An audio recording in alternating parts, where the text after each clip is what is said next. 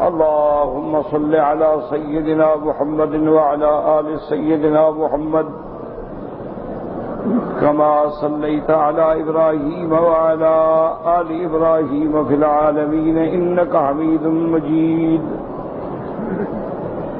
أعوذ بالله من الشيطان الرجيم. بسم الله الرحمن الرحيم. ومن آياته يريكم البرق خوفا وطمعا وينزل من السماء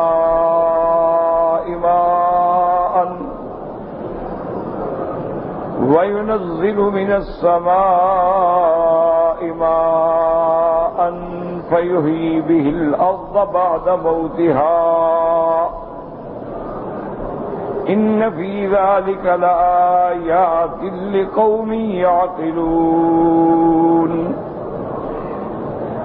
ومن آياته أن تقوم السماء والأرض بأمره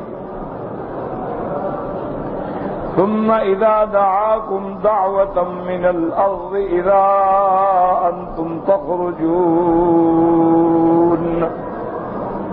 قال المؤلف والمفسر رحمه الله تعالى: ولهذا قال تعالى: وينزل من السماء ماء فيحيي به الأرض بعد موتها، أي بعد ما كانت هامدة لا نبات فيها ولا شيء، فلما جاءها الماء اهتزت وربت وأنبتت من كل زوج بهيج.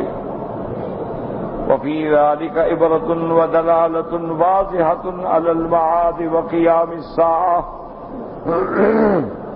ولهذا قال تعالى: إن في ذلك لآيات لقوم يعقلون. اب مفسر رحمت اللہ علیہ ان آیات کی تفسیر بیان فرماتے ہیں کہ اللہ تبارک و تعالی کی نشانیوں میں سے یہ نشانی ہے کہ وہ آپ کو بجلی چمکتی ہوئی دکھلاتے ہیں، جس میں خوف بھی ہے، امید بھی ہے۔ خوف تو اس لیے ہوتا ہے کہ شاید اللہ معاف کرے عذاب کی صورت میں نہ گر جائے، اور امید یہ ہوتی ہے کہ چمک گرج ہے تو بارش ہوگی۔ پھر اللہ آسمانوں سے پانی اتارتے۔ اس آیت میں بھی یہ ذکر ہے کہ اللہ تبارک و تعالی جو پانی اتارتے ہیں وہ آسمانوں سے اتارتے ہیں۔ اسی طرح کئی آیات مبارکہ میں اللہ نے ارشاد فرمایا ہے کہ ہم آسمانوں سے پانی اتارتے ہیں۔ انزلنا من السماء ماء مبارکا، کہ ہم نے اتارا آسمان سے پانی برکتوں والا۔ اسی طرح اللہ تبارک و تعالی نے قصہ نوح علیہ السلام میں بھی فرمایا: فَفَتَحْنَا أَبْوَابَ السَّمَاءِ بِمَاءٍ مُنْهَمِرٍ۔ اسی طرح اللہ نے ایک اور آیت میں بھی فرمایا: أَأَنْتُمْ أَنزَلْتُمُوهُ مِنَ الْمُزْنِ أَمْ نَحْنُ الْمُنزِلُونَ۔ تو اب بات کو سمجھیں کہ ایک تو ہے پانی آسمانوں سے اتارنا، اور ایک آتا ہے کہ پانی بادلوں سے آتا ہے، کہ اللہ تبارک و تعالی ایسی ہوائیں چلاتے ہیں، وہ ہوائیں آ کر دریاؤں کے، سمندروں کے بخارات کو لے کے اڑتی ہیں، اس کے بعد وہ جا کے بادل بنتے ہیں۔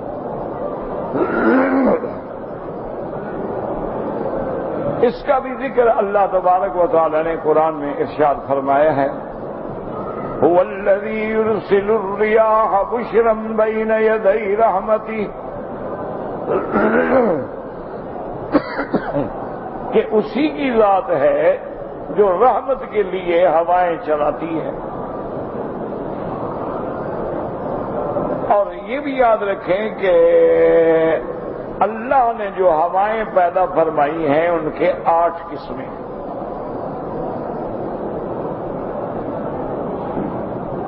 4 قسمیں جو ہیں وہ تو رحمت کی ہوائیں ہیں اور 4 قسمیں جو ہیں وہ عذاب کی ہوائیں ہیں. اور اسی طرح یہ بھی دماغوں میں رکھے کہ قرآن پاک میں جہاں لفظ ریاح آئے گا اشارہ ہوگا کہ رحمت کی ہوائیں، اور جہاں ریح آئے گا اشارہ ہوگا کہ یہ عذاب کی طرف اشارہ ہے. اب دیکھیں نا، هو الذی یرسل الریاح بشرا بین یدی رحمتہ، اس کی رحمت آنے سے پہلے اللہ ٹھنڈی ہوائیں چلا کے مومنوں کے دل کو خوشی دیتی ہیں. اور وہاں جب اللہ نے عذاب بھیجا قوم عاد پر تو وہاں فرماتے ہیں ریحا سرسرن، کہ وہاں ہم نے عذاب بھیجا ایسی ہوا، ایسی تیز چلنے والی کہ سننے والے کو اس کی آواز معلوم ہو. اور اس ہوا میں اتنی طاقت ہوتی ہے کہ تو تدمر کل شیء بامر ربها، اللہ کے حکم سے ہر چیز کو فنا کر دینے والی، مٹا دینے والی.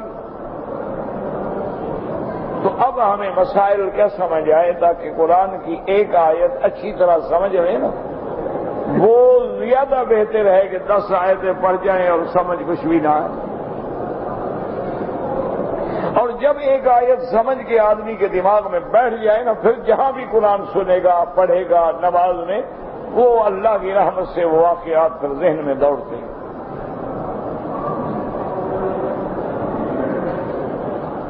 اللہ تبارک و تعالی نے ایک تو یہ ارشاد فرمایا کہ ہم آسمانوں سے پانی اتارتے ہیں، اور ایک جگہ فرمایا کہ بادلوں سے اتارتے ہیں.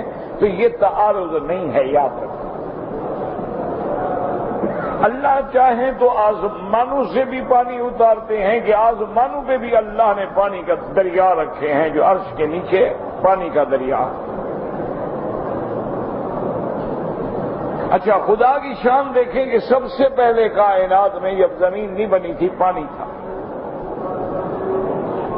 اور اللہ کا عرش جو ہے اس وقت پانی کے اوپر تھا. وَكَانَ عَرْشُهُ عَلَى الْمَاءِ.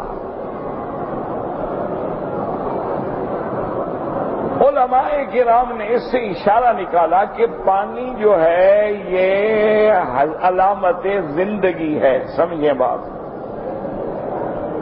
کوشش کریں سمجھنے کی. اللہ مجھے توفیق دے، مجھے بھی سمجھ دے، آپ کو بھی دے.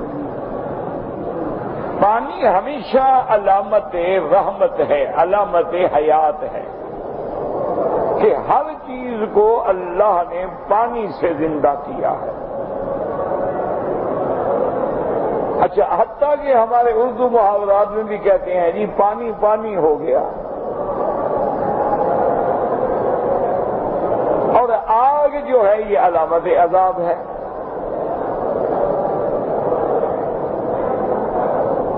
یہ الگ مسئلہ ہے کہ اللہ چاہے تو پانی کو ذریعہ ہلاکت بنا دے، وہ تو قادر ہے نا، وہ تو جو چاہیں فرما دے.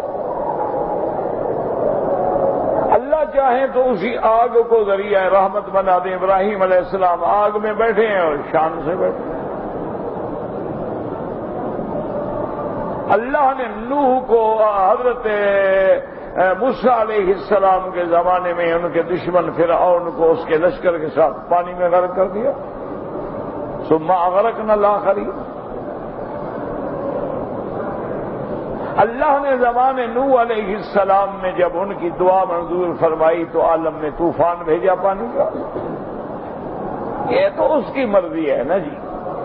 وہ چاہیں تو ہواؤں کو عذاب بنا دیں، وہ چاہیں تو رحمت بنا دیں، وہ چاہیں تو پانی کو عذاب بنا دیں، وہ چاہیں تو آگ کو رحمت بنا دیں. یہ تو اس کا مرضی ہے، جو چاہے کر. عام طور پہ یہی بات ہوتی ہے کہ پانی رحمت کی علامت ہے. تو اب اسی طرح اب اس پہ غور کریں کہ ایک صحیح حدیث ہے کہ اللہ تبارک و تعالی نے عرش کے نیچے ایک بہت عظیم لوح ہے، لوح مانا تختی، اور اس پہ لکھا ہے کہ رحمتی سبقت علی غضبی، وہ بھی عرش کے نیچے. اسی طرح صحیح حدیث ہے کہ اللہ نے 100 رحمتیں پیدا فرمائیں، یا یوں سمجھ لیں کہ ایک رحمت جو ہے اس کے 100 درجات ہیں. تو ساری کائنات میں اللہ نے صرف رحمت کا ایک جز بھیجا ہے، ایک بس. یہ جو ساری دنیا میں محبت ہے، پیار ہے، ماں بیٹا بھائی بہن دوست استاد شاگرد شیخ مرید فلاں محبت، یہ پیار حتی جانوروں میں پیار ہے، ہر جانور اپنی اولاد سے پیار کرتی. جنگل کے وحشی جانور ہیں لیکن اپنی اولادوں کا بڑا خیال ہے. سانپ ہے اس کو بھی اپنی اولادوں کا خیال ہے، بچھو ہے اس کو بھی اپنی اولاد کا خیال ہے. تو یہ ساری کائنات میں جو آپ مظاہرہ دیکھتے ہیں مودت کا، محبت کا، تحابب کا، توادد کا، پیار کا، یہ سارا اس ایک رحمت کا حصہ ہے. اور اللہ نے 99 رحمتیں جو ہیں وہ محفوظ رکھی. جب قیامت ہوگی تو اس وقت اللہ اپنی کمال رحمت کا اظہار فرمائے. جب ایک رحمت کا اتنا اثر ہے تو 100 کا کیا ہوگا پھر. اسی لیے اب اندازہ فرمائیں کہ اللہ نے عرش کے نیچے کیا رکھا، اس لوح کو رکھا، اس میں کیا ہے کہ رحمتی سبقت علی غضبی.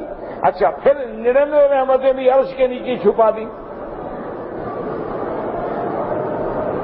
اور پھر عرش سب سے اوپر ہیں، اور عرش پہ میرا مولا جیسے اس کی شان کو زیبا ہے.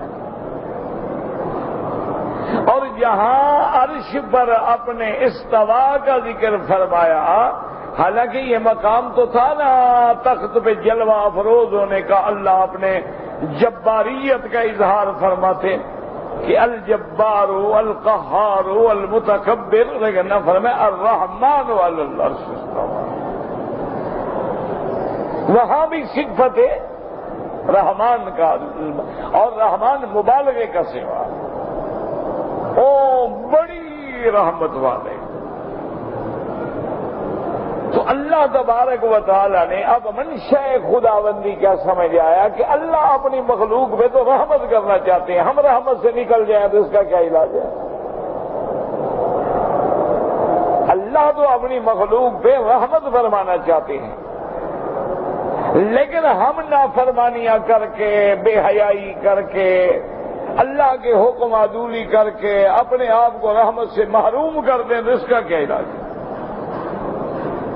اب دیکھو نا، ہر والدین اپنی اولاد پہ شفقت چاہتے ہیں، رحمت کرتے ہیں، محبت کرتے ہیں، اولاد کو بڑا بنانا چاہتے ہیں، اولاد کو علم دینا چاہتے ہیں. اولاد ہی نالائق ہو تو ماں باپ کہتے ہیں جی ہم تو تنگ آ گئے، بس سلام علیکم، بس جی اب تو ہم نے رشتہ ہی توڑ لیا ہے، بس کیا ہے ہماری اولاد نہ ہونے کے برابر ہے. یہ تو انسان کی محبت ہے نا، وہ تو خالق ہے، رحمان ہے، رحیم ہے، ارحم الراحمین ہے، اکرم الاکرمین ہے. وہ چاہتا ہے کہ میرے بندے جہنم میں جائیں. ہم تو زبردستی جہنم میں جاتے ہیں. اس کی مثال دیکھیں گے میرے محبوب نے، محبوب دو عالم نے، رحمت دو عالم نے، سیدنا محمد مصطفیٰ صلی اللہ علیہ وسلم نے کیسی پیاری مثال دی. فرمایا انا آخذکم بحجزکم، تم تو بالکل آگ میں چھلانگ لگا رہے ہو، میں تمہیں پیچھے سے پکڑ کے کھینچتا ہوں. اور جہنم میں نہ جاؤ، شرک نہ کرو، بدعات نہ کرو، معاصی نہ کرو، نافرمانی نہ کرو۔ اسی طرح جیسے اللہ نے قرآن میں فرمایا وَكُنْتُمْ عَلَىٰ شَفَا حُفْرَةٍ مِّنَ النَّارِ فَأَنقَذَكُم مِّنْهَا، اللہ فرماتے ہیں تم تو بالکل جہنم کے کنارے، آگ کے کنارے، اس گڑھے کے کنارے پہ پہنچ گئے تھے، ہم نے تمہیں بچایا۔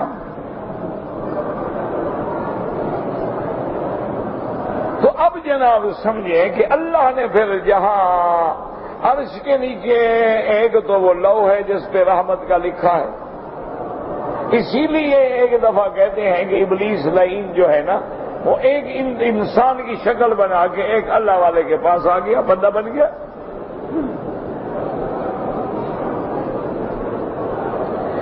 آگے کہنے لگا کہ جی میں نے ایک مسئلہ پوچھنا ہے، ایک سوال ہے میرا۔ پوچھو بھائی کیا بات ہے؟ انہوں نے کہا مجھے یہ بتاؤ کہ ابلیس جو ہے، شیطان جو ہے، وہ کوئی شے ہے یا لا شے ہے؟ یہ کہتے ہیں لا شے، کیا مانا شے ہے؟ ابلیس ایک شے ہے، کیسے لا شے؟ لا شے مانا کچھ نہ ہو، لیکن وہ تو ہے، اس کی اولاد ہے، نسل ہے، بیوی بچے ہیں، ذریہ ہے۔ تو کہنے لگا کہ حضرت پھر مجھے سمجھ نہیں آتا کہ قرآن شریف میں تو اللہ نے واضح کر دیا ہے کہ رحمتی وسعت کل شے، کہ میری رحمت جو ہے ہر چیز پہ غالب ہے، ہر چیز پہ ڈھانپنے والی ہے۔ تو جب اللہ کی رحمت کل شے پہ ہے تو شیطان بھی شے ہے، پھر اس پہ بھی تو رحمت ہوگی۔ اب بزرگوں کو خیال آیا، انہوں نے فرمایا اچھا تم ابلیس تو نہیں ہو؟ انہوں نے کہا ہاں میں ابلیس ہوں۔ کبھی کبھی شیطان آ جاتا ہے نا انسانی شکل میں، یہ بزرگوں کے قصے نہیں، حدیث میں بھی ہے نا۔ سرکار دو عالم کی خدمت میں صدقے کی کچھ کھجوریں آئیں، آپ نے حضرت ابی ہریرہ رضی اللہ تعالی عنہ کو فرمایا کہ کھجور کی حفاظت کرو۔ رات کو پہرا دینا ہے، کوئی لے نہ جائے۔ ان کا ٹھیک ہے جی میں بیٹھا ہوں۔ رات کو آپ حضرت ابی ہریرہ رضی اللہ تعالی عنہ جاگ رہے تھے، ایک آدمی آیا، اس نے کھجوریں چرائیں، حضرت ابی ہریرہ نے پکڑ لیا۔ اب چور پکڑا گیا، جب پکڑا گیا تو رونے لگ گیا، جیسے چوروں کی عادت ہوتی ہے، نہ پکڑے جائیں تو ڈاکہ مار لیں، پکڑے جائیں غریب بن جاتے ہیں۔ رونے لگے، میری بیوی ہے، بچے ہیں، بھوکے مر رہے ہیں، بس مہربانی کرو، آئندہ بس آئندہ دیکھو میں کان پکڑ رہا ہوں، آئندہ بالکل چوری نہیں کروں گا۔ حضرت ابی ہریرہ کو بھی رحم آ گیا، فرمایا اچھا جاؤ میں چھوڑتا ہوں، پھر چوری نہ کرنا ہوگا۔ نہیں جی کمال ہے، پھر کبھی چوری کرنے کا سوال ہی پیدا نہیں ہوتا۔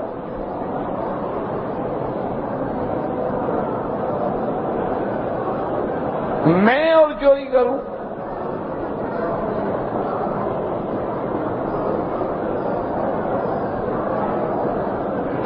صبح جب حضرت ابی ہریرہ نماز پڑھنے کے لیے آئے، حضور نے بلایا، ابی ہریرہ کیا حال ہے، ٹھیک ہے؟ ما فعل اسیرک البارحہ، وہ تمہارے چور نے کیا کیا رات؟ انہوں نے کہا حضور وہ چرا رہا تھا، پکڑا گیا، وہ ہماری کھجوریں تو نہیں لے گیا نا، میں نے کھجوریں چھین لی، رونے لگ گیا، میں نے معافی دے دی۔ آپ نے فرمایا ٹھیک۔ اب دوسری رات حضرت ابی ہریرہ رضی اللہ تعالیٰ عنہ بیٹھے ہیں، اس نے پھر آگے چور کے اللہ کی شان ہے، حضرت ابو ہریرہ نے پھر پکڑ لیا۔ جب پکڑا گیا پھر رونے لگ گیا۔ آپ نے فرمایا کل تم نے کہا میں پھر چوری نہیں کروں گا، بڑے بدبخت چور ہو، آج پھر تم چوری کرنے کے لیے آگے پھر روتے ہو۔ انہوں نے کہا مجھے واللہ ہے، اللہ اب میں قسم کھاتا ہوں چوری نہیں کروں، اس دفعہ مجھے چھوڑ دو، پھر میں کبھی چوری نہیں کروں۔ حضرت ابو ہریرہ نے چھوڑ دیا۔ الحمدللہ محدث زمان، سب سے بڑا روایت حدیث کرنے والے صحابی ہیں۔ صبح کو جب حضور کی خدمت میں آئے، حضور نے پھر پوچھا ہاں بھی ما فعل اسیرک البارح، بھی آج رات تمہارے چور کا کوئی حال سناؤ۔ انہوں نے کہا جی وہ بدبخت پھر آ گیا تھا۔ آپ نے فرمایا پھر تم نے کیا کیا؟ اس نے کہا حضرت وہ قسمیں کھاتا تھا کہ میں بالکل نہیں کروں گا، بس میں نے رحم کر دے۔ مولویوں کو شاید اسی لیے بھی حکومت نہیں ملتی، رحم تو ہوتا ہے نا ان کے دل میں، کوئی رونے لگ گیا، انہوں نے کہا ٹھیک ہے۔ وہ ہمارے ہاں ایک ہائی کورٹ کے جج ہوتے تھے، بڑے اللہ والا آدمی تھے، اللہ اس کی قبر پہ رحمتیں فرمائے۔ وہ جناب جب مدعی آ کے روتا جناب میرے اوپر بڑا ظلم ہوا، یہ ہوا، وہ خود رونا شروع کر دیتے اور کہتے تم ٹھیک کہتے۔ اب ملزم آتا وہ کہتا ہے حضرت یہ تو جھوٹا مدعی ہے، پیسے لے کے مقدمے کرتا ہے، یہ تو بے ایمان آدمی ہے، اس کے رونے پہ نہ جائیں، اس کے تو حال ہے فلاں پہ مقدمہ کیا فلاں۔ اچھا تم بھی ٹھیک کہتے ہو۔ وہ منشی کہتا کہ حضرت کوئی فیصلہ بھی تو کرنا ہے، وہ تو دونوں ٹھیک کہتے ہیں۔ کہتے ہیں ہاں تم بھی ٹھیک کہتے ہو، چلو پیشی دے دو۔ اللہ والا عجیب اللہ والا۔ لیکن جب تک زندہ رہے کبھی غلط فیصلہ نہیں، کمال کا کوئی مقدمہ آیا فیصلہ نہیں کرتے تھے جب تک خود ان کی بستیوں میں پہنچ جاتے تھے۔ بستیوں میں چلے جاتے، کسی کو کیا پتا داڑھی ہے، پاجامہ ہے، چھوپی ہے، عام آدمی ہے، 10 نمازیں پڑھ، وہاں ایک ایک بندے سے پوچھتے یار یہاں ایک واقعہ ہوا تھا، وہ کیا قصہ ہے؟ تو بہرحال کہنے کا معنی حضور نے فرمایا اچھا وہ پھر کیا ہوا؟ انہوں نے کہا جی اسے قسمیں کھائی میں نے چھوڑ۔ انہوں نے کہا نہیں چور تو پھر بھی آئے گا تمہارے پاس۔ انہوں نے کہا حضرت آپ آیا تھا میں نہیں چھوڑتا، جو ہو گیا ہو گیا، اب اگر تیسرے دفعہ آتا ہے نا میں اس کو نہیں چھوڑوں۔ سیدنا ابی ہریرہ رضی اللہ تعالی عنہ تیسری رات بڑے اہتمام سے بیٹھے، وہ بدبخت آیا، چوری کی، حضرت نے پھر پکڑ لے۔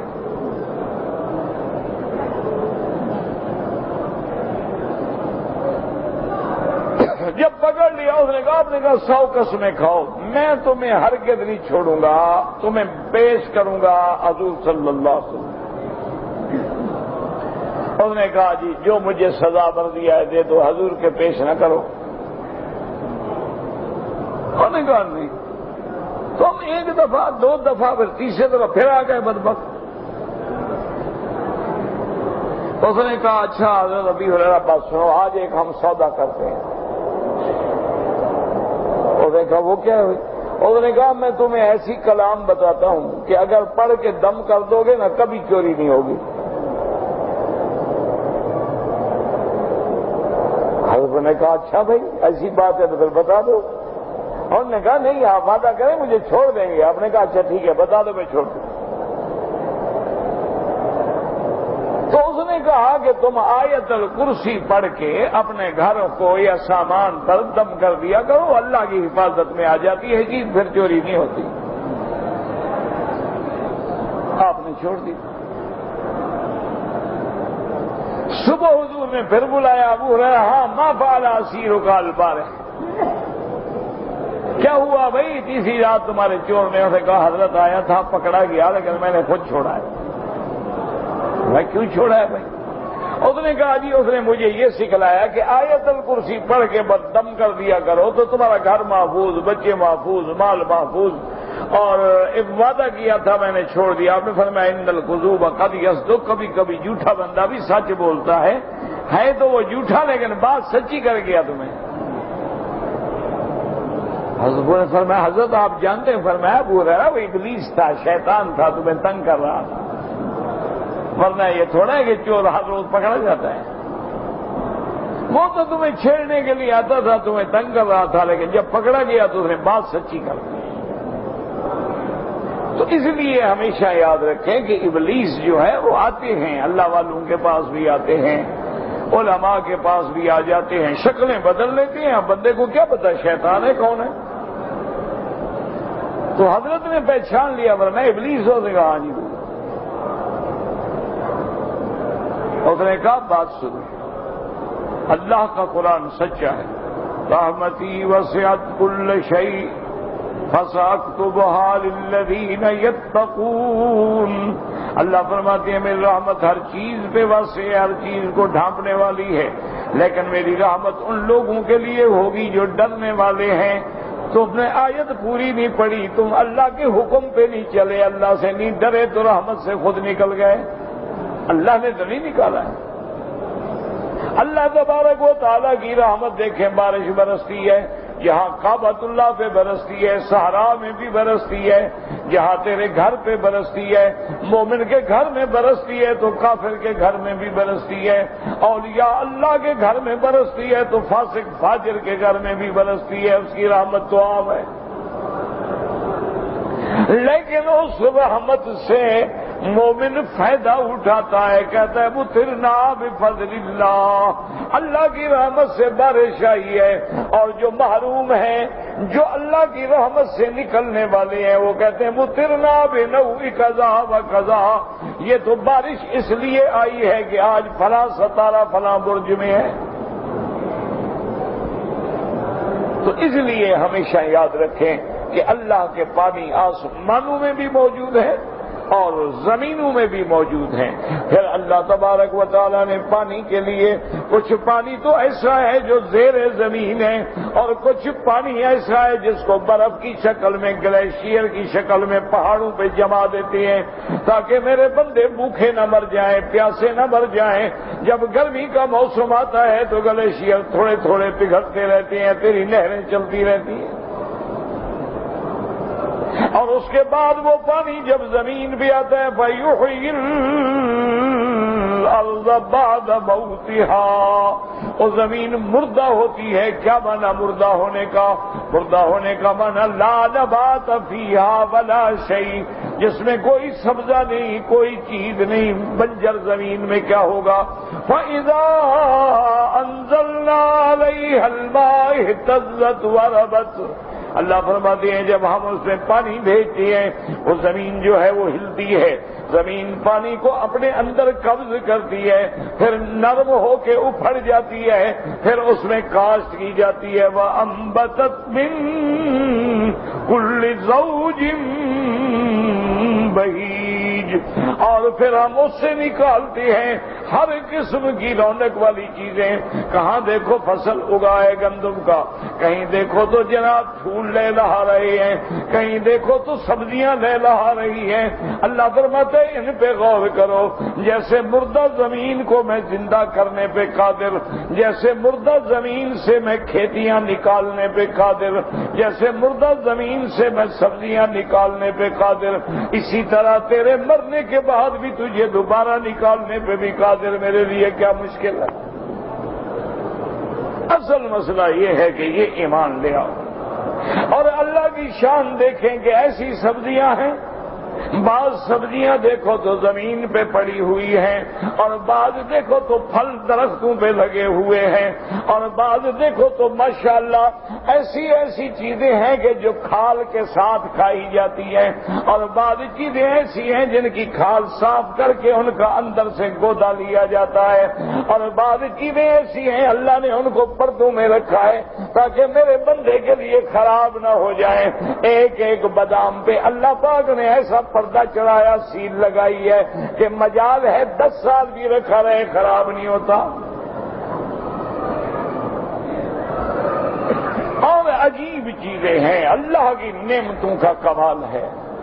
وہ کہتے ہیں نا ایک پاگل سویا ہوا تھا بیری کے درخت کے نیچے، تو پاگل تو بیری جو تھی نا اوپر سے ایک بیر گرا اور اس کے منہ پہ لگا۔ اچھا پہلے وہ اس بات پہ غور کر رہا تھا کہ دیکھو جناب کتنا بڑا درخت ہے اور بیر چھوٹے چھوٹے۔ اللہ میاں تیرا نظام بھی عجیب ہے، اتنا بڑا درخت ہے اس کا پھل لگایا ہے جتنا سا لگایا، اور یہ نیچے بیل پڑی ہوئی ہے، خربوزہ اتنا بڑا ہے، ہب اتنا بڑا ہے، پینٹھا اتنا بڑا ہے، عجیب تیرا نظام ہے مولا۔ وہ بیر یہاں گرا، کہتے اللہ تیرا شکر ہے، اگر وہ بڑی چیز اوپر ہوتی تو میں تو گیا تھا نا۔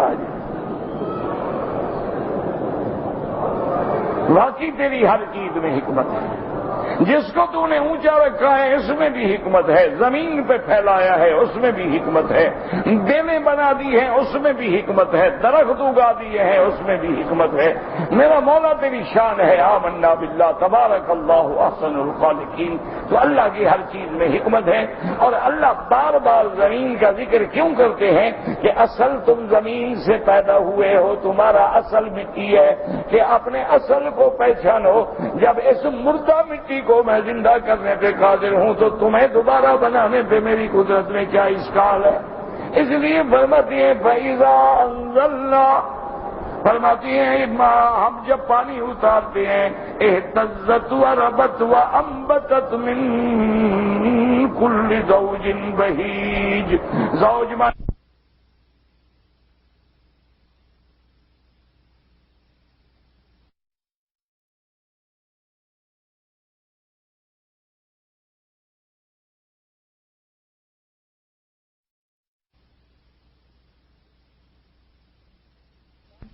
اللہ کی شان ہے، سیب کھاتے ہو لیکن سیب کو درختوں پہ لگا ہوا دیکھو، اس باغ میں جاؤ اس کی خوشبو دیکھو تو بندہ حیران ہو جاتا ہے۔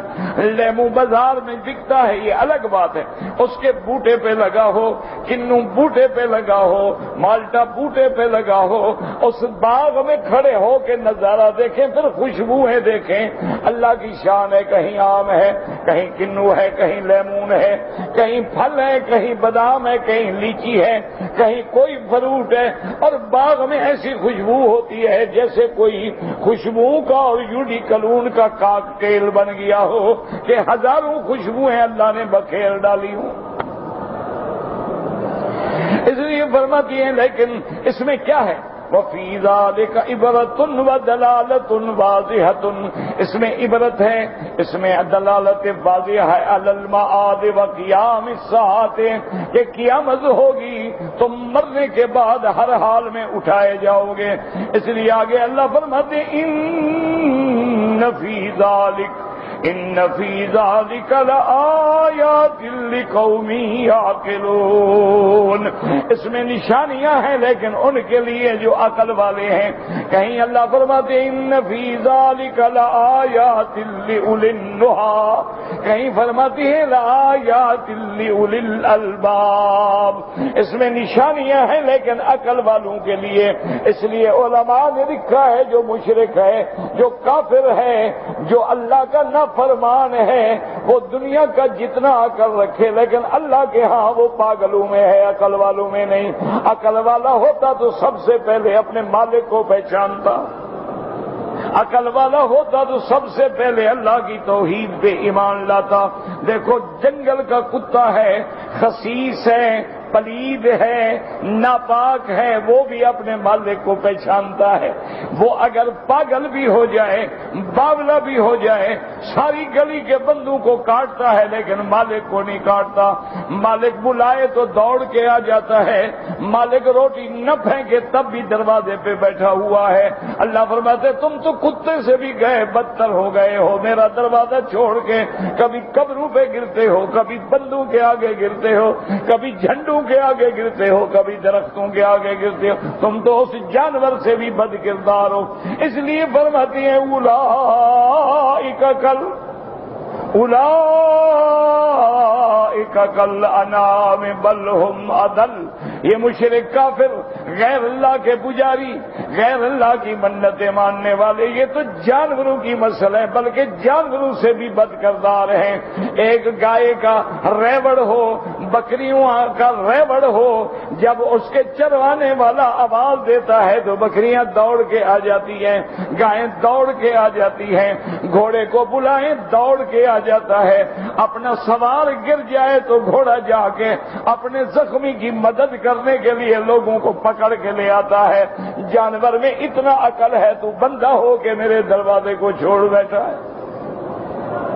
اس لیے فرماتے ہیں نشانیاں تو ہیں، ان فی ذالک لآیات لقوم یعقلون، اور فرماتے ہیں ومن آیاتہ ان تقوم السماء والارض بامرہ اور فرماتی ہیں کہ میری نشانیوں میں ہے، دیکھو آسمانوں کو کس نے روکا ہوا ہے، زمین کو کس نے روکا ہوا ہے، اور اللہ کی شان دیکھیں کہ زمین پہ اللہ نے پہاڑ رکھے ہیں، اور قرآن کہتے ہیں وَجَعَلْنَا فِيهَا رَوَاسِيَ مِن فَوْقِهَا، اللہ فرماتے ہیں ہم نے اس پہ بوجھ رکھے ہیں اوپر سے۔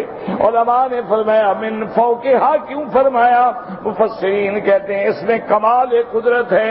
اگر اللہ پہاڑوں کو زمین کے نیچے رکھ دیتے ہیں، لوگ سمجھتے کہ زمین پہاڑ پہ کھڑی ہوئی ہے، پہاڑوں نے روکا ہوا ہے، لیکن اللہ فرماتے ہیں نا میں تو پہاڑوں کو زمین کے اوپر رکھوں گا، یعنی زمین بھی اسکال ہے، پہاڑوں کے بھی اسکال ہیں، تو ان کو روکنے والا کون ہے، تھامنے والا کون ہے؟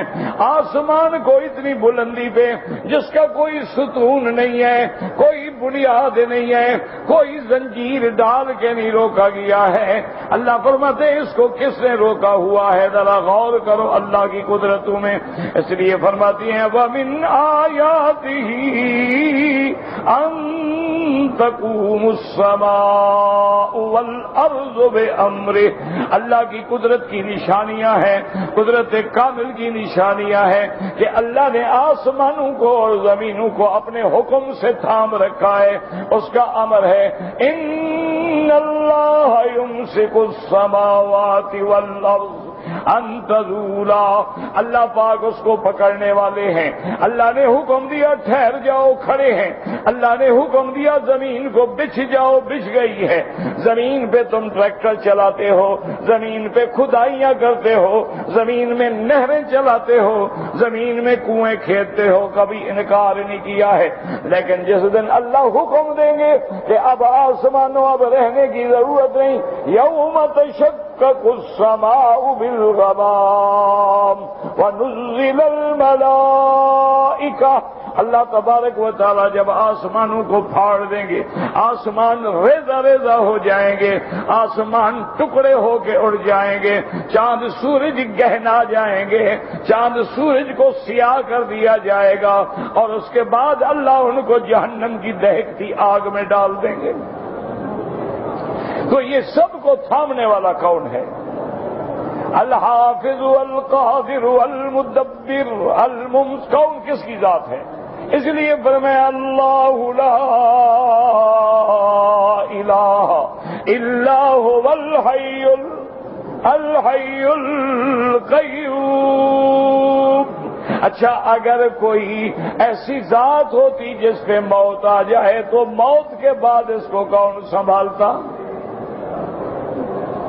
اللہ اکبر۔ اب دیکھتے ہیں نا آدمی کروڑوں کی جائیداد بناتا ہے، کوئی اولاد نہیں، مر گیا۔ لوگ کہتے ہیں یار دیکھو کتنا افسوس ہے، ساری زندگی بناتا رہا، اب کیا ہے، اب کمیٹی کھائے گی، سرکار کھائے گی۔ اللہ اکبر۔ تو اس لیے اس کی صفت ہے کہ وہ زندہ ہے، زندہ تھا اور زندہ رہے گا، جس پہ کبھی فنا، کیونکہ اس نے تو سب کو فنا کر دینا ہے لیکن خود زندہ ہے، سب کے تھامنے والی اسی کی ذات۔ ایسے یہ فرماتی ہیں میرے حکم سے کھڑے ہیں۔ ثم اذا دعاكم دعوة من الارض اذا انتم تخرجون، ایسے اللہ نے دوسری جگہ فرمایا وَيُمْسِكُ السَّمَاءَ أَن تَقَعَ عَلَى الْأَرْضِ إِلَّا بِإِذْنِهِ، اللہ فرماتے ہیں اسی کی ذات ہے جس نے آسمانوں کو تھام رکھا ہے کہ زمین پہ نہ گریں مگر اس کے حکم سے۔ آپ دیکھیں یہ ایک چھت ہے، اس کو ستون نکال دیں پھر کہو کھڑی ہو جائیں، سوال ہی پیدا نہیں ہوتا۔ لیکن اس کی شان ہے کہ اتنے بڑے آسمان جس کی وسعت کا بھی بندوں کو پتہ نہیں ہے، ساری دنیا کے پڑھے لکھے اکٹھے کر لو، وہ نہیں جانتے کہ آسمان کی طول کیا ہے اور عرض کیا ہے، اور جو آسمان کا طول عرض نہیں جانتے ہیں وہ جنت جہنم کیا سمجھے۔ اللہ، اسی لیے قرآن کسی جگہ فرماتے ہیں ان اللہ یمسک السماوات والارض ان تزولا، یہ ان کو گرنے سے فنا ہونے سے زائل ہونے سے پکڑنے والی اسی کی ذات ہے۔ وکان عمر بن الخطاب رضی اللہ تعالی عنہ اذا اجتہد فی الیمین قال والذی تقوم السماء والارض بامرہ۔ حضرت امیر المؤمنین عمر بن الخطاب رضی اللہ تعالی عنہ جب کبھی سخت سے سخت قسم اٹھاتے تو اس قسم میں یہ کہتے تھے مجھے اس ذات کی قسم ہے جس کے حکم سے زمین و آسمان قائم ہے۔ اہی قائمۃ ثابتۃ بامرہ لہا وتسخیرہ ایاہا۔ آسمان زمین اسی کا حکم ہے، اسی کے حکم پہ کھڑے ہیں۔ ثم اذا کان یوم القیامۃ بدت الارض غیر الارض والسماوات۔ اور جب قیامت کا دن آئے گا پھر آسمان بھی بدل جائیں گے، زمینیں بھی بدل جائیں گی۔ یوم تبدل الارض غیر الارض والسماوات وبرزوا للہ الواحد القہار۔ اللہ فرماتے ہیں میں زمینوں کو بھی بدل ڈالوں گا، آسمانوں کو بھی بدل ڈالوں گا۔ قیامت والے دن جس زمین پہ ہم کھڑے ہوں گے وہ یہ زمین نہیں ہوگی، وہ زمین اور ہوگی، ایسی زمین ہوگی جس پہ کبھی گناہ نہیں ہوا ہے۔ اور حضور نے فرمایا ایسی زمین ہوگی ارض نقیۃ، صاف زمین ہوگی، اور ایسی زمین، اور وہ زمین اللہ ہمیشہ کے لیے بنائیں گے۔ یہ زمین تو بنائی ہے لیکن الی اجل مسمى، ایک وقت تک، اس کے بعد تو فنا آ جائے گی نا۔ کل من علیہا فان وَيَبْقَى وَجْهُ رَبِّكَ، اللہ کی ذات کے سوا ہر چیز قابل فنا ہے، قابل ہلاک ہے۔ اس لیے فرماتی ہیں کہ جب قیامت ہوگی بدلت الارض غیر الارض، اللہ زمینوں کو بدل ڈالیں گے، آسمانوں کو بدل ڈالیں گے۔ وَخَرَجَتِ الْأَمْوَاتُ مِنْ قُبُورِهَا أَحْيَاءً بِأَمْرِهِ تَعَالَى وَدُعَائِهِ إِيَّاهُمْ، اور اللہ قبروں سے مردوں کو دوبارہ زندہ کریں گے، اللہ کے حکم سے زندہ ہوں گے، اللہ کے بلاوے پہ سب حاضر ہو جائیں گے۔ اس لیے فرماتے ہیں ثم اذا دعاکم دعوة من الارض اذا انتم تخرجون، پھر جب تمہیں بلاوا آئے گا پھر تم زمین سے نکلو گے۔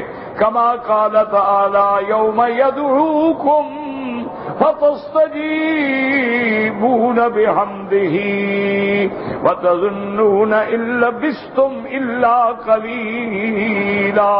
اللہ فرماتے ہیں جس دن ہم بلائیں گے، کیا مانا؟ اللہ ملک کو حکم دیں گے، اللہ فرشتے کو حکم دیں گے، فرشتہ سور پھونکے گا، بس سور پھونکنے کی دیر ہے کہ زمین قبروں سے نکل کے کھڑے ہو جائیں، اور یہ سمجھیں گے کہ ہم نے تو بڑی تھوڑی مدت گزاری ہے، کیونکہ جب گزر گئی تو پھر تو پتہ نہیں لگتا ہے۔ ایسے فرماتے فَإِنَّمَا هِيَ زَجْرَةٌ وَاحِدَةٌ، یہ نہ سمجھو کہ ہمیں قیامت قائم کرنے کے لیے کسی محنت کی ضرورت ہوگی، بس ایک آواز اور کام ہو گیا۔ فَإِذَا هُمْ بِالسَّاهِرَةِ وَقَالَ تَعَالَى إِنْ كَانَتْ إِلَّا صَيْحَةً وَاحِدَةً فَإِذَا هُمْ جَمِيعٌ لَدَيْنَا مُحْضَرُونَ۔ اللہ فرماتے ہیں بس وہ تو ایک آواز ہوگی، ساری مخلوق کھڑی ہو کے اللہ کے دربار میں حاضر ہو جائے گی۔ تو انسان ان آیات کو پڑھنے کے بعد اور ان چیزوں پہ نظر ڈالنے کے بعد اپنے عقیدوں کو صاف کرو کہ الہ معبود برحق اسی کی ذات ہے، قادر و مختار اسی کی ذات ہے، متصرف فی الامور اسی کی ذات ہے، نفع نقصان کا مالک اسی کی ذات ہے، رزق دینا، اولاد دینا، کھیتیاں سب اسی کا حکم ہے۔ باقی ساری مخلوق ہے وہ خالق ہے، باقی سب مملوک ہیں وہ مالک ہے، باقی سب اس کے بندے ہیں وہ معبود ہے۔ اپنے عقائد کو درست کریں، اللہ کے نبی شان والے، اللہ کے اولیاء شان والے، لیکن ولی کو ولی کے مقام پہ رکھو، نبی کو نبی کے مقام پہ رکھو، اور خدا کو خدا کے مقام پہ رکھو، تب جا کے ایمان بچے گا۔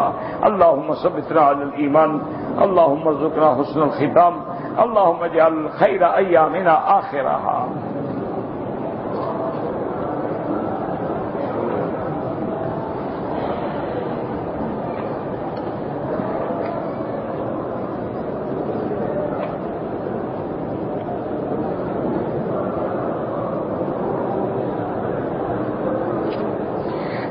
کہ قرآن شریف کعبے سے افضل ہے، کعبے سے تو انسان بھی افضل ہے۔ اللہ کے بندے، کعبے سے تو حضور نے فرمایا کہ ایک مومن کے خون کی حرمت جو ہے وہ کعبے سے زیادہ ہے۔ کعبے کو تو ایک نسبت ہے، اللہ نے کہہ دیا میرا گھر ہے بس، کتنا ہو سکے، لیکن قرآن تو اللہ کا کلام ہے، تو کلام اللہ ہے، اس کی اپنی شان ہے، اس لیے یہ تو نسبت سے اللہ نے شان دے دی، ورنہ نعوذ باللہ یہ تھوڑا ہے کہ اللہ کعبے میں رہتے ہیں، اللہ کا گھر ہے، اللہ اندر بیٹھے ہیں، نعوذ باللہ ثم نعوذ باللہ، یہ تو بات غلط ہے۔ اسی لیے آپ دیکھیں نا کہ حضرت بلال کو اللہ کے نبی نے حکم دیا کہ تم کعبے کی چھت پہ چڑھ کے اذان کرو، یعنی اتنا اونچا کر دیا کہ انسان کعبے کی چھت پہ کھڑا۔ پہلی ایک بات یاد رکھا کرو کہ اس قسم کے جو سوال ہیں نا جی، قرآن افضل ہے، کعبہ افضل ہے، ان سے کون افضل ہے، یہ بیٹھے بیٹھے تمہیں کوئی کیڑا کاٹتا ہے؟ نہیں، ان سوالوں کا مجھے بتلاؤ نا، فائدہ کیا ہے؟ مجھے بتائیں نا کہ فائدہ کیا ہے؟ سوال وہ کیا جاتا ہے جس کا فائدہ ہو۔ اب دیکھیں میرے محبوب کے لاکھوں صحابہ، لیکن صحابہ کہتے ہیں کہ ہم ڈر کے مارے سوال نہیں کرتے تھے، انتظار کرتے تھے کہ باہر سے کوئی اعرابی آئے، حضور سے کوئی بات پوچھے اور حضور اس کو جواب دیں تو ہمیں بھی معلوم ہو جائے۔ اسی لیے کبھی کبھی جبریل علیہ السلام انسان کی شکل میں آتے تھے، سوال پوچھتے تھے کہ صحابہ سمجھیں۔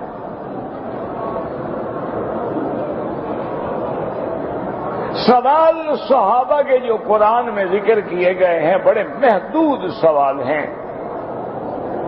یسألونک عن الأہلۃ، انہوں نے چاند کے بارے میں سوال کیا، تو اب اس سوال کا فائدہ قیامت تک ساری مخلوق کو ہے۔ انہوں نے یسألونک عن المحیض، حیض والی عورتوں کے بارے میں پوچھا کہ یا رسول اللہ، عورت کو اگر حیض ہے تو کیا احکام ہے، روزہ ہے، نماز ہے، تلاوت ہے، میاں بیوی کا ملنا ہے، جائز ہے کہ نہیں؟ تو اب ایک ایسا سوال ہے کہ قیامت تک جتنی عورتیں ہیں حیض تو آئے گا نا۔ اگر سوال صحابہ نہ پوچھتے تو کون مسئلہ حل کرتا؟ تو ساری امت کے لیے سوال کا جواب آ گیا۔ یسألونک عن الخمر والمیسر، صحابہ نے سوال کیا حضور شراب کے بارے میں کیا حکم، جوئے کے بارے میں کیا حکم؟ صحابہ نے سوال کیا یسألونک عن الشہر الحرام، یہ اشہر حرم کے بارے میں کیا حکم؟ یسألونک ماذا ينفقون، یا رسول اللہ ہمیں یہ بتائیں کہ مثلا اللہ نے ہمیں 1,00,000 دیا ہے تو ہم کتنا خرچ کریں، کتنا صدقہ کریں، کتنا زکوٰۃ دیں، کتنا نفقات ہیں، کتنا واجبہ ہیں، کتنا غیر واجبہ ہیں۔ اسی طرح صحابہ نے سوال کیا کہ یا رسول اللہ، اگر کوئی روزے والا آدمی رات کو اپنی بیوی سے مل جائے، مجامعت ہو، اس کے بارے میں کیا حکم ہے؟ اللہ نے قرآن نازل احل لکم لیلۃ النساء الرفث، اللہ نے فرمایا کہ رات کو میاں بیوی کا ملنا جائز ہے۔ تو یہ سوال کا معنی سمجھا کرو کہ سوال وہ ہوتا ہے، ہاں تم نے عمرہ کیا غلطی کی پوچھا، تم نے حج کیا کنکریاں نہیں ماری، ٹھیک ہے سوال معقول ہے، تم نے حج کیا ہے عرفات سے چل پڑے ہو اور مزدلفہ نہیں پہنچے ہو، بڑی معقول بات ہے، سوال کرنا چاہیے۔ اسی طرح اب کل رات کی بات ہے، بہت پرانی بات ہے، میرا دوست ہے، بڑا پڑھا لکھا آدمی ہے اور ماشاءاللہ ڈاکٹر ہے، یہ بھی نہیں کوئی عام 5 جماعت پڑھا لکھا، اور پھر دین والا آدمی ہے ماشاءاللہ۔ ہر رات اس نے سوال کیا کہ جی میری ڈیوٹی جو ہے وہ عرفات میں تھی 9 تاریخ کو، میری باقی فیملی حج کر رہی تھی، میں نے سوچا کہ چلو رات کی شام کو میری ڈپٹی ختم ہو گئی تھی، مغرب کے بعد ڈپٹی جو تھی ختم ہو گئی تھی، تو بھئی میں بھی فائدہ اٹھا لوں، تو میں نے اپنی اس ڈسپینسری سے تھوڑا سا باہر نکل کے احرام باندھ لیا، حج کیا بھی۔ اللہ کے بندے عرفات میں کھڑے کھڑے احرام باندھ رہے ہو۔ احرام باندھنے کے لیے ضروری ہے کہ تم مکے کے رہنے والے ہو، احرام مکے سے باندھو۔ اچھا، اب مکہ آنا تمہارے لیے مشکل ہے تو حد حرم میں آ جاؤ، سامنے بورڈ لگا ہوا ہے، باقاعدہ علامت بنی ہوئی ہے حد حرم کی، یعنی اگر مسجد سے چلیں تو میرے خیال میں 1 کلومیٹر کا فاصلہ بھی نہیں ہوگا، حد حرم کے اندر آ کے احرام باندھ لو۔ اچھا، تمہارے پاس ٹیلی فون نمبر ہے میرا، دوست کو وہی ٹیلی فون کر کے پوچھ لو۔ اب تو حج میں نے کہا جناب حج بھی نہ ہوا، اور اگلے سال کا حج بھی تمہارے ذمہ واجب ہو گیا کہ تم نے حج نہیں کیا، احرام باندھا لیکن پورا ادا نہیں کر سکے، اب اس کو ادا کرنا بھی تمہارے ذمہ ہو گیا اور تمہارا حج بھی نہ ہوا۔ اس لیے میرے عزیز یہ ناراضگی کی بات نہیں، یہ بلا وجہ باتیں ہوتی ہیں کہ آدمی کبھی، یعنی جیسے کل وہ پوچھ رہا تھا کہ جی اگر امام قرآن پڑھتا ہے اس کا پڑھنا مقتدی کو کافی ہے تو پھر تم تسبیحات کیوں پڑھتے ہو، تم اتحیات کیوں پڑھتے ہو؟ اللہ کے بندے حدیث پڑھ لو، حضور نے جب نماز سکھلائی تو کیا فرمایا؟ اذا کبر فکبروا، جب امام تکبیر کہے تو تم تکبیر کہو۔ آپ نے فرمایا اذا رکع فرکعوا، جب رکوع کرے تو تم رکوع کرو۔ فرمایا اذا قرأ فانصتوا، جب وہ پڑھے تو تم چپ رہو۔ دوسری جگہ فرمایا اذا قال غیر المغضوب علیہم ولا الضالین فقولوا آمین۔ اسی طرح فرمایا اذا قال سمع اللہ لمن حمدہ فقولوا ربنا لک، یہ تو سارا حدیث میں موجود ہے، پھر عقل لڑانے کی کیا ضرورت ہے؟ جس چیز کے پڑھنے کا حکم دیا الحمدللہ پڑھتے ہیں، یہاں چپ کرنے کا حکم دیا چپ رہتے ہیں، کوئی جھگڑے کی تو بات ہی نہیں، کوئی لڑائی کی تو بات ہی نہیں ہے کہ آدمی فساد میں مبتلا ہو، اور یہ بھی نہیں کہ کوئی کہہ سکے جی حدیث ضعیف ہوگی، یہ تو مسلم کی حدیث ہے۔ ابی موسیٰ اشعری رضی اللہ تعالی عنہ جیسا عظیم صحابی جو ہے وہ راوی ہے۔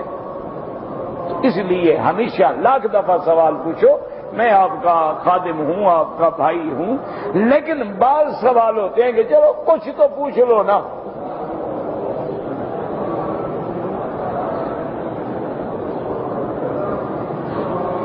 اور یہ کیوں بنائے گی؟ کیا کرے آدمی بھائی؟ میں ایک لڑکے نے اپنے ماں باپ بھائی کو گولی مار دی، انا للہ و انا الیہ۔ وہ جو بے گناہ مارے گئے ان کو تو اللہ شہادت کا درجہ دیں گے، لیکن یہ تو شقی ہے، قاتل ہے۔ من یقتل مؤمنا متعمدا فجزاؤہ جہنم۔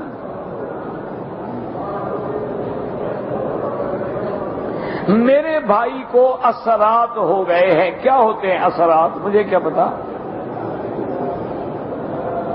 بابا یہ سارے ایسے بے وقوفی کی بات ہے۔ ڈاکٹر کے پاس جاؤ انشاءاللہ تمہاری 10 بیماریاں نکالے گا، کسی پیر کے پاس جاؤ کہے گا ہاں جن کا اثر ہو گیا، کسی منجم کے پاس جاؤ کہے گا نہیں جناب تمہارا ایک دشمن ہے اس نے جادو کیا ہے تم، کسی اور کے پاس جو کہے گا کمال ہے تمہارے خلاف تمہارے گھر والے تویز کر رہے ہیں۔ سارا جھوٹ ہوتا ہے 101%، 100% بھی نہیں، 101% جھوٹ ہوتا ہے۔ اگر واقعتاً کوئی سحر ہے یا جادو ہے بس سورۃ البقرہ گھر میں پڑھو، رات دن پڑھو، شیطان اڑ جاتا ہے تو جادو کیا رہے گا؟ باقی یہ وہم ہے تمہارا، کچھ بھی نہیں ہے۔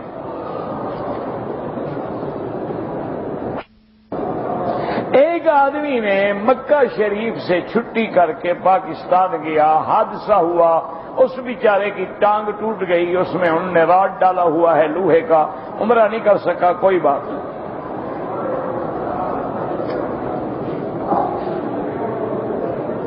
فجر کے وقت آپ نے خواب دیکھا، کسی خواب کی تعبیر والے سے پوچھو، مجھے پتہ نہیں لگتا۔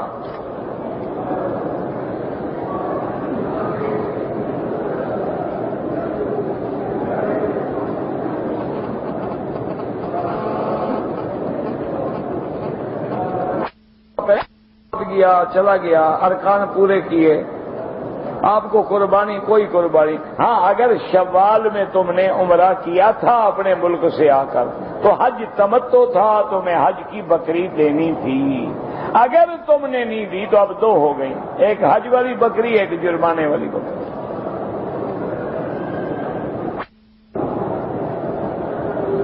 ہم یہاں کام کرتے ہیں حرم میں تو کبھی کبھی چیزیں اٹھا کے ہمیں نمازیوں کے آگے گزرنا پڑتا ہے، کوشش کیا کرو کہ نہ گزرو، اگر مجبوراً گزرو تو سجدے کی جگہ سے دور ہو کے گزر جایا کرو۔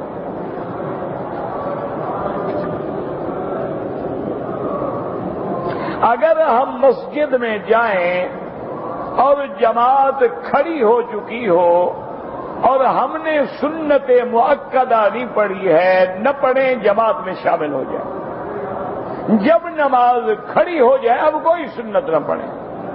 ہاں، ایک مسئلہ ہے کہ آپ سنتیں پہلے پڑھ رہے تھے، مثلا 2 رکعت سنت تھی، آپ 1 رکعت پڑھ چکے تھے، بعد میں نماز کھڑی ہوئی تو 1 رکعت پوری کر کے شامل ہو جائیں۔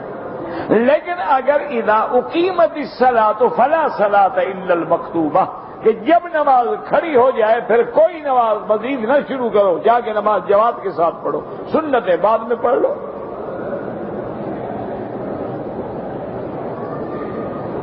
کہتے ہیں جی کہ میں بڑا بھائی ہوں، مجھ سے چھوٹے بھائی ہیں، میری اولاد بھی ہے، تو اولاد کی مجھ پہ ذمہ داری زیادہ ہے یا بھائیوں کی اولاد کی؟ اولاد کی بھائیوں سے بھی ہمدردی کرو، محبت کرو، لیکن اولاد کا نفقہ، اولاد کی بھلائی، اولاد کی بہتری تو تمہارے ذمہ واجب ہے۔